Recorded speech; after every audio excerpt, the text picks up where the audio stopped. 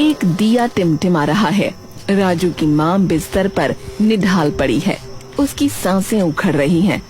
सुनो, मेरा समय हो गया है। इसे वादा करो कि तुम इसे कभी अकेला नहीं छोड़ोगे। इसे इंसान बनाना मेरा अंश है। ये ऐसा मत कहो, हम मिलकर इसे पालेंगे। मुझे वादा करो। मैं वादा करता हूँ, इसे माँ और बाप दोनों का प्यार दूंगा। ये कभी अकेला नहीं होगा। माँ की आंखें बंद हो जाती हैं।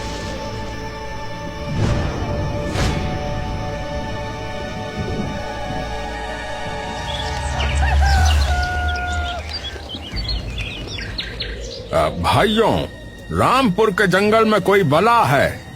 जो भी लकड़ी काटने या शिकार पर जा रहा है वो लौटकर नहीं आ रहा है। एक एक करके हमारे लोग गायब हो रहे हैं। गांव जो है खाली होता जा रहा है। ग्रामीणों के बीच कानाफूसी और डर बढ़ जाता है।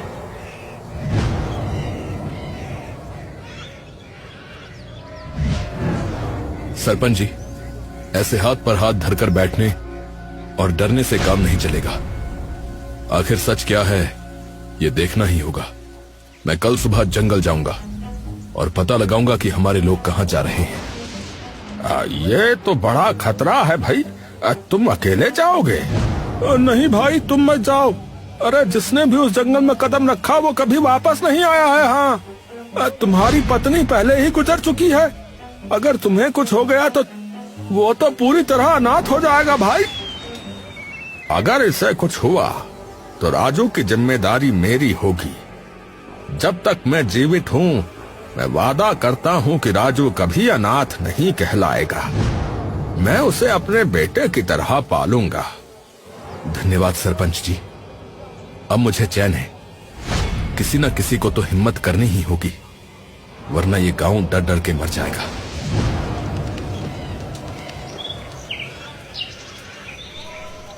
बापू मत जाओ, मुझे डर लग रहा है। डरो मत बेटा, बापू बस अभी गए और अभी आए। तेरे लिए जंगल से मीठे फल लाऊंगा। याद है ना, बापू ने माँ से वादा किया था। मैं तुझे छोड़कर कहीं नहीं जाऊंगा। हाँ, मैं वापस आऊंगा। मोहन मुड़कर जंगल के घने रास्ते पर चल देते हैं। राजू हाथ हिलाता रहता है जब तक वो ओझल नहीं हो जाते।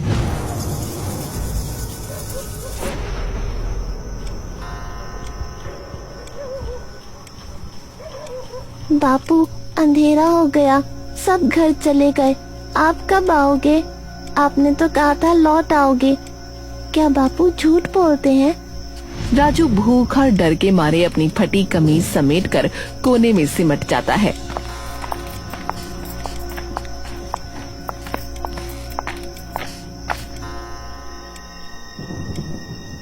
देखो जी, उस वादे के इंतजार में ये मासूम कब से भूखा बैठा है। उस जंगल ने इसके बाप को भी निगल लिया। अब ये कहाँ जाएगा? मैंने इसके बाप को वचन दिया था कि मैं राजू का ख्याल रखूंगा। गांव के सामने किया वो वादा मुझे याद है। हाँ जी, इसे अब और तड़पने नहीं देंगे। आज से ये हमारे घर का बेटा है।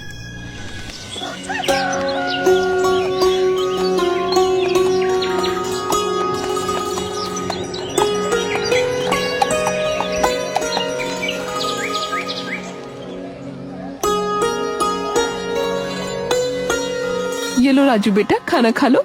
कम पड़े तो और मांग लेना। मौसी, कब तक आप पर मैं बोझ बनकर रहूंगा?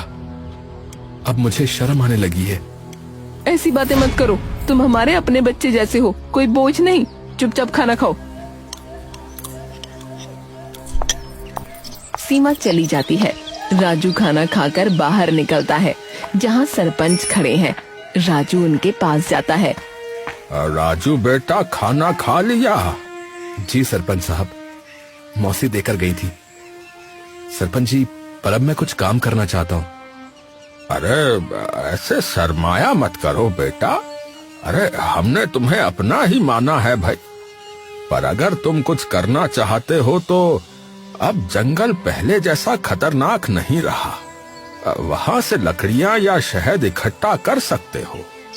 जी सरपंच जी, मैं कल ही जंगल जाऊंगा। अब समय आ गया है कि मैं अपने पैरों पर खड़ा हो जाऊं।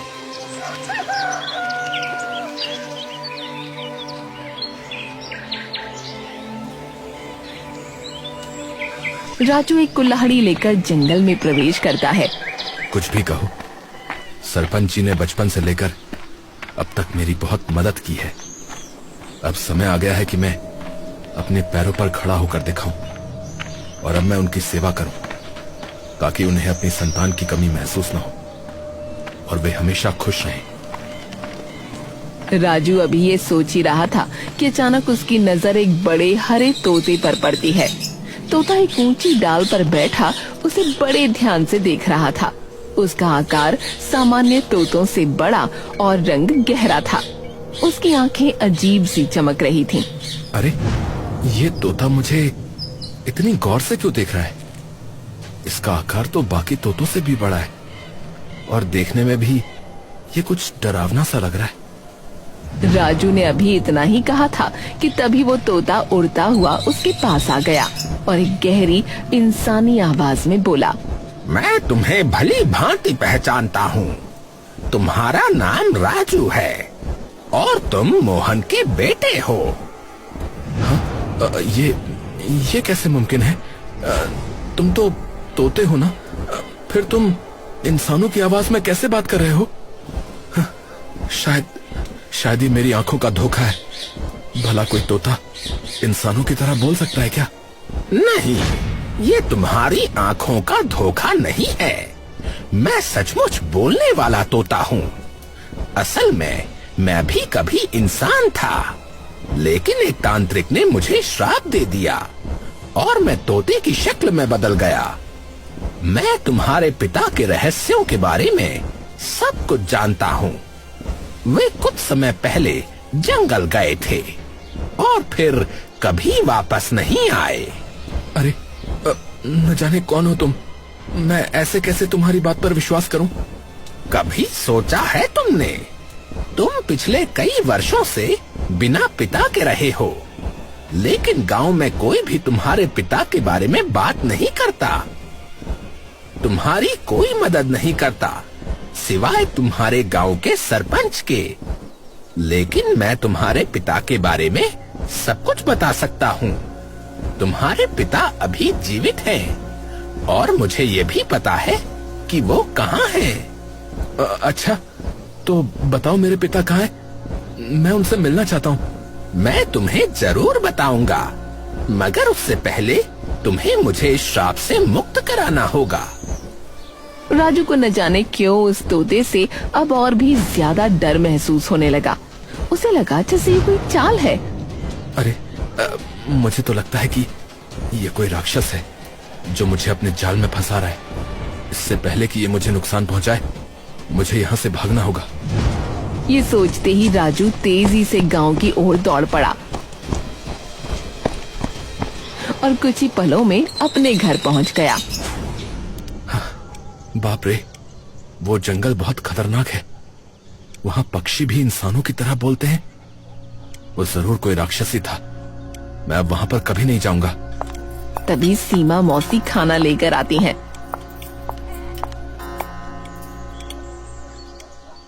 राजू बेटा, तुम इतनी घबराए हुए क्यों हो? पसीना भी आ रहा है। सब ठीक तो है? कुछ नहीं मौसी, बस थोड़ा सर दर्द है। तबीयत ठीक नहीं तो मत काम करो। ये लो खाना खाओ और आराम करो।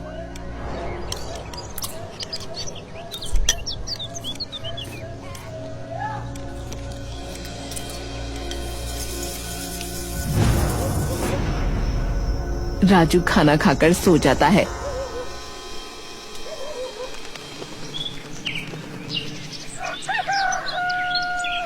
अगली सुबह उठने पर उसका डर खत्म हो चुका था। शायद मैं कल उस तोते को देखकर कुछ ज्यादा ही डर गया था, पर उसकी बातों में सच्चाई थी। सरपंच जी भी बापू के बारे में पूछने पर बात टाल देते हैं। मुझे फिर जंगल जाना होगा और उस तोते से बापू का पता पूछना होगा। राजू उसी जगह पहुंचता है। तोता पहले से ही वहाँ मौजूद है और उड़कर राजू के पास आता है। मुझे पता था कि तुम आओगे। तुम अपने पिता मोहन की तरह ही बहादुर हो। मैं सिर्फ बापू से मिलने आया हूँ। बताओ वो कहाँ है? बताऊंगा, पर पहले तुम्हें मुझे श्राप से मुक्त कराना होगा। डरो मत, मैं तुम्हारा दोस्त हूँ। मैं जानता हूँ कि तुम गरीबी से जूझ रहे हो। हाँ, तुम सही कह रहे हो। सरपंच जी ने मुझे पाला है, पर अब मैं उन पर बोझ नहीं बनना चाहता। मैं खुद कमाकर उन्हें खुश रखना चाहता हूँ। मैं तुम्हें धन कमाने का रास्ता दिखा सकता हूँ। मेरे साथ आओ।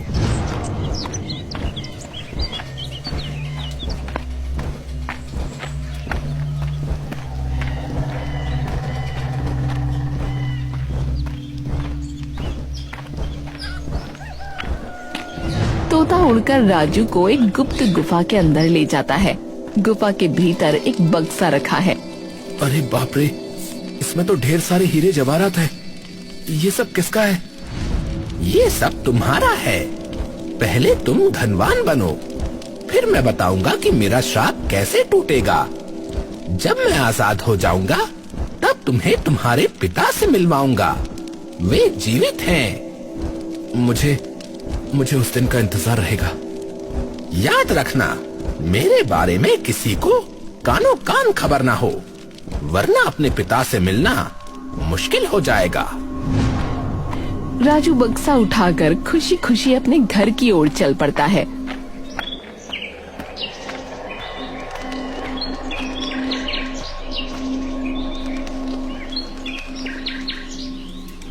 राजू बक्सा रखकर बैठा है। तभी सरपंच और सीमा खाना लेकर आते हैं और बक्सा देख चौंक जाते हैं। राजू बेटा, ये बक्सा कैसा है और इसमें है क्या? सीमा उत्सुकता में बक्सा खोलती है। चमकते हीरे जवाहरात देख उसकी आंखें फटी रह जाती हैं। राजू, इतने कीमती हीरे ये तुम्हारे पास कहाँ से आए? राजू सच बताना चाहता है, पर उसे तोते की चेतावनी याद आ जाती है। वो बात घुमा देता है। मौसी, मैं जंगल में लकड़ियां काटने बहुत दूर निकल गया था। वहां एक गुफा में मुझे ये बक्सा पड़ा मिला, तो मैं उसे उठा लाया। राजू, ये तुमने ठीक नहीं किया। ये जरूर राजा का खजाना होगा जो उसने वहां छिपाया होगा।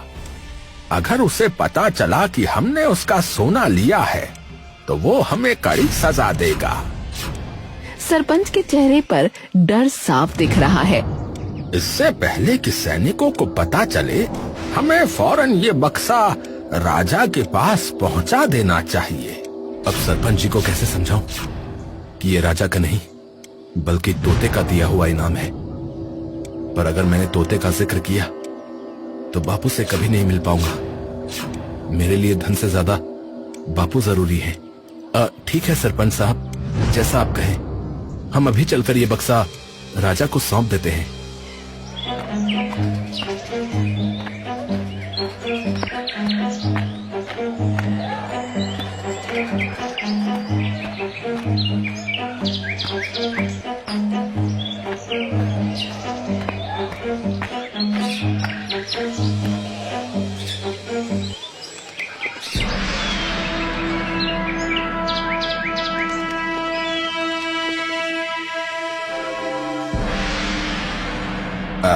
राजा साहब, ये मेरा पड़ोसी राजू है। इसे जंगल की गुफा में ये बक्सा मिला। हमें लगा ये आपका है, इसलिए हम इसे तुरंत आपके पास ले आए। यह बक्सा खोलता है। कीमती हीरे देख उसकी आंखों में लालच चमक उठता है। वो जानता है कि ये उसका नहीं है, पर वो इसे छोड़ना नहीं चाहता। ये खजाना मेरा नहीं है, पर इतनी दौलत छोड़ना बेवकूफी होगी। इन्हें थोड़ा इनाम देकर विदा कर देता हूँ। खजाना भी मेरा हो जाएगा और नाम भी होगा। तुम दोनों ने बहुत अच्छा किया। ये बक्सा मेरा ही था, जिसे मैंने वहां सुरक्षित रखवाया था। तुम्हारी ईमानदारी देखकर मैं बहुत खुश हूँ। सिपाहियों, इन्हें इनाम के तौर पर कुछ स्वर्ण मुद्राएं दे दी जाए। सिपाही बक्सा ले जाते हैं और उन्हें इनाम की एक थैली देते हैं। सरपंच बहुत खुश है, पर राजू का दिल बैठा जा रहा है। उसे पता है बादशाह झूठ बोल रहा है, पर वो तोते के वादे के कारण चुप रहता है।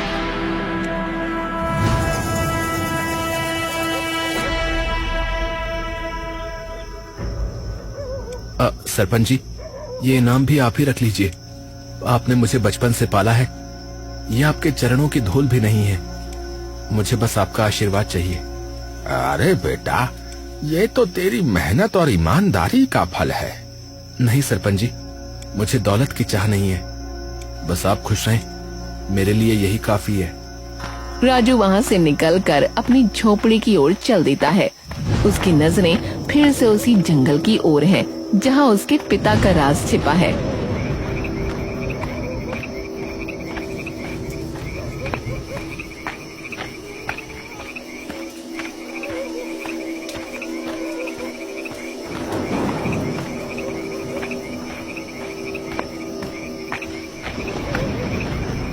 राजू उसी बरगद के पेड़ के पास पहुंचता है, जहाँ एक साधु बैठा है। पुत्र, तुम कौन हो और इस भयानक जंगल में क्या कर रहे हो? मैं मोहन का बेटा हूँ और अक्सर यहाँ आता जाता रहता हूँ। साधु ये सुनकर चौंक जाता है, पर बिना कुछ कहे वहाँ से चला जाता है। तभी उड़ता हुआ तोता राजू के पास आता है। वो साधु तुमसे क्या पूछ रहा था? बस मेरा परिचय पूछ रहा था, मैंने बता दिया। वो साधु नहीं, एक धोखेबाज है। उसने बस वेश ओढ़ रखा है। खैर, तुम मेरे साथ गुफा में चलो।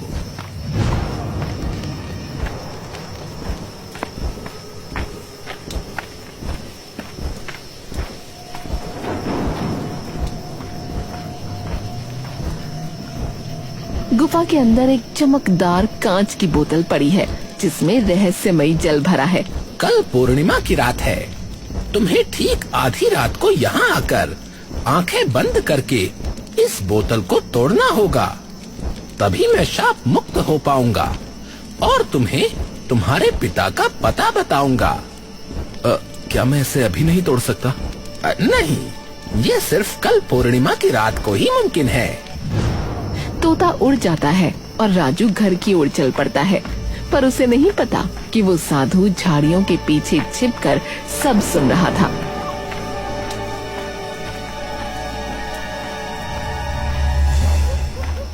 जब राजू घर के पास पहुंचता है तो वो देखता है कि साधु उसका पीछा कर रहा है।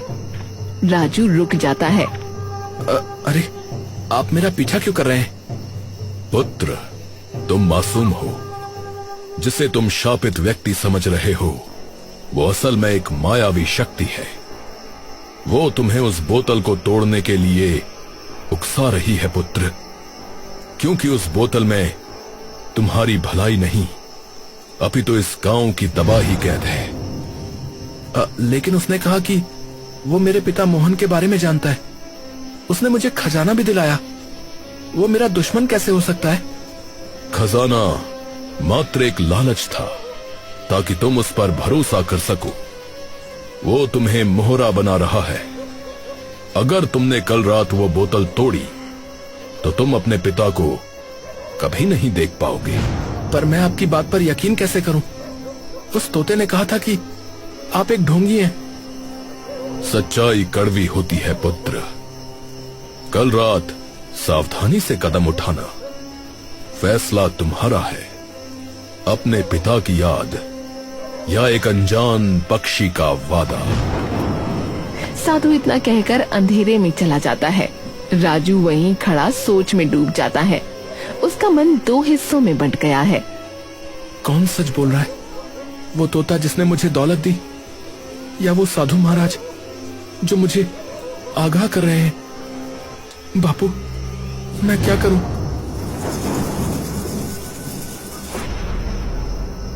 प्रणाम साधु महाराज। आप इस वक्त यहाँ गांव में सब कुशल तो है? नहीं सरपंच जी, अनर्थ होने वाला है। मैंने राजू को रोकने और उसे सच्चाई बताने का बहुत प्रयास किया, परंतु वो उस तोते के माया जाल में पूरी तरह से फंस चुका है। महाराज, क्या वो उस बोतल को तोड़ने जा रहा है? हाँ, वो उसे शाप समझकर मुक्त करना चाहता है। उसे नहीं पता कि यदि वो पिशाच मुक्त हो गया तो इस गांव में वो एक एक करके सबको निगल जाएगा। ये तो बहुत बड़ी तबाही होगी। महाराज, राजू को नहीं पता कि उसके पिता ने अपनी जान पर खेलकर उस बला को कैद किया था। परंतु वो सुनने को तैयार ही नहीं है। उसके मन में अपने पिता से मिलने की तड़प इतनी अधिक है कि पिशाच उसका फायदा उठा रहा है। आप चिंता न करें महाराज, मैं अभी उसके पास जाता हूँ। मैं उसे अपने बापू के बलिदान की पूरी सच्चाई बताऊंगा। वो मेरी बात कभी नहीं टालेगा। सरपंच तुरंत राजू के घर पहुंचते हैं। राजू जंगल जाने की तैयारी कर रहा है। राजू, रुक जाओ। क्या तुम जानते हो तुम कितनी बड़ी आग से खेलने जा रहे हो? सरपंच जी, आप फिर से वही बात करने आए हैं? क्या आप नहीं चाहते कि मेरे बापू वापस आए? बेटा, तेरे बापू वापस नहीं आ सकते, क्योंकि उन्होंने खुद को इस गांव के लिए कुर्बान किया था। वो तोता कोई शापित पक्षी नहीं, एक पिशाच है जिसने तेरे बापू को कैद नहीं किया, बल्कि तेरे बापू ने उसे बोतल में कैद किया था। झूठ, सब झूठ है। आपने और इस गांव ने हमेशा मुझे अंधेरे में रखा। उस तोते ने मुझे धन दिया, बापू का पता बताया, और आपने सिर्फ बातें की। कल पूर्णिमा है और मैं उसे आजाद करके रहूंगा। राजू, मेरी बात सुनो। जब तुम्हारे बापू नहीं लौटे तो कुछ दिन बाद मैं खुद अपनी जान हथेली पर रखकर जंगल के बहुत भीतर गया था। क्या आप भी जंगल गए थे? फिर क्या हुआ? वहां मुझे कुछ नहीं मिला सिवाय एक भयानक सन्नाटे के। तभी मुझे वो साधु महाराज मिले। उन्होंने मुझे एक गुफा दिखाई जहां हजारों छोटी छोटी बोतलें थीं। उन बोतलों में इस पिशाच ने गांव के उन लोगों को कैद कर रखा है जो कभी वापस नहीं आए। तो क्या मेरे बापू भी? साधु महाराज ने बताया कि इस पिशाच के चंगुल से सबको सिर्फ वही मुक्त करा सकता है जिसका मन बिल्कुल साफ और सरल हो, जो कभी किसी का बुरा न चाहे। राजू, वो इंसान तू है रे, इसीलिए वो पिशाच तुझे अपनी बातों में फंसा रहा है। अगर ऐसा है सरपंच जी, तो मैं अभी जंगल जाऊंगा। जिसने मेरे बापू को और गांव वालों को कैद किया है, मैं उसे खत्म कर दूंगा। नहीं राजू, ये इतना आसान नहीं है। वो पिशाच बहुत मायावी है। उसे समाप्त करने के लिए तुझे अपनी हिम्मत के साथ साथ साधु महाराज की शक्तियों और उनके मार्गदर्शन की आवश्यकता पड़ेगी। उनके बिना तो उस तक नहीं पहुंच पाएगा। ठीक है सरपंच जी, कल रात ही हम साधु महाराज के पास चलेंगे। अब ये खेल खत्म होके रहेगा।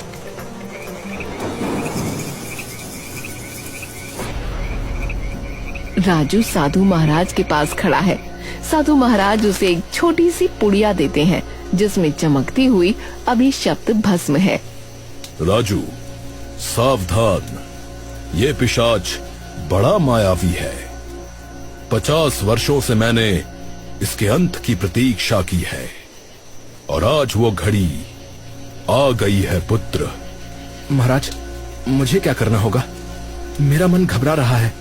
घबराओ मत पुत्र, वो तुमसे बोतल तोड़ने की विनती करेगा, परंतु तुम उसे पत्थर पर मत पटकना। बस बोतल का ढक्कन खोलकर ये भस्म भीतर डाल देना, यही इसके पापों का अंत करेगी। मैं समझ गया महाराज। बापू के लिए और गांव की मुक्ति के लिए मैं ये अवश्य करूंगा। राजू गुफा में प्रवेश करता है। तोता फड़फड़ाते हुए उसके सामने आता है। आ गए राजू, देखो चांद पूरा चमक रहा है। जल्दी करो, बोतल उठाओ और उसे जमीन पर दे मारो। एक बोतल टूटी नहीं कि तुम्हारे बापू तुम्हारे सामने होंगे। तुम सच कह रहे हो? बोतल टूटते ही सब ठीक हो जाएगा? हाँ हाँ, मेरी आजादी ही तुम्हारे पिता की आजादी है। इंतजार मत करो, इसे अभी तोड़ दो। राजू बोतल ऊंची करता है जैसे उसे पटकने वाला हो। पिशाच लालच में मुस्कुराता है। तभी राजू अचानक रुक जाता है और ढक्कन खोलकर भस्म अंदर उड़ेल देता है।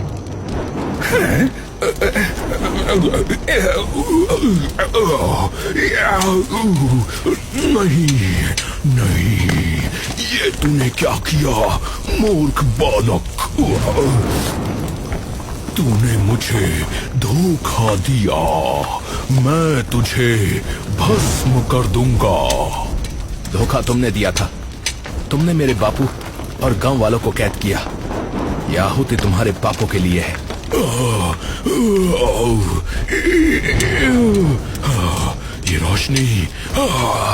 ये रोशनी मुझे जला रही है।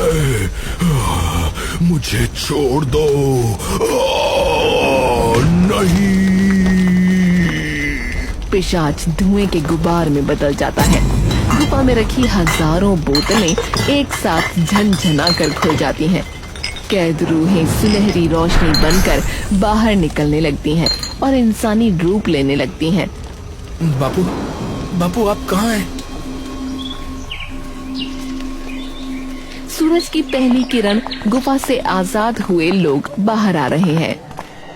राजू के पिता मोहन भीड़ से बाहर निकलते हैं। बापू, मेरे बच्चे, मैंने तो उम्मीद ही छोड़ दी थी कि कभी फिर से तेरा चेहरा देख पाऊंगा। जिस पिशाच की माया के आगे मैं और बड़े बड़े सूरमा हार गए थे, उसे तूने अपनी समझदारी और साहस से धूल चटा दी। आज मुझे गर्व है कि मैं एक वीर बेटे का बाप हूं। बापू, बापू, माँ की आखिरी निशानी और आपका वादा ही मेरी ताकत थी। बापू, हर रात मैंने इसी रास्ते को ताका है। अब आप लौट आए हैं तो अब इस रामपुर गांव में फिर से हमारी हंसी गूंजेगी। अब कोई डर हमें अलग नहीं कर पाएगा। बापू, कोई नहीं। देखा मोहन, तुम्हारा बेटा आज पूरे गांव का सहारा बन गया। राजू, आज तूने सिर्फ अपने पिता को नहीं बचाया, बल्कि उन अनगिनत पिताओं और बेटों को मिला दिया है जिन्हें उस पिशाच ने बोतलों में कैद कर रखा था। रामपुर तेरा ये कर्ज कभी नहीं भूलेगा। सत्य की शक्ति सदैव छल से बड़ी होती है। मोहन, तुम्हारे त्याग ने इस पिशाच को कमजोर किया और राजू की सरलता ने उसे जड़ से मिटा दिया। आज से ये जंगल अभिशाप नहीं, बल्कि इस गांव का रक्षक बनेगा। धर्म की विजय हुई। आप सबका आभार, जिन्होंने मेरे पीछे मेरे बेटे को अनाथ नहीं होने दिया। चलो राजू, अब घर चलते हैं। सब लोग एक साथ गांव की ओर देखते हैं। पहाड़ियों के ऊपर सूरज पूरी तरह चमक रहा है, जो रामपुर के एक नए और खुशहाल युग की शुरुआत है।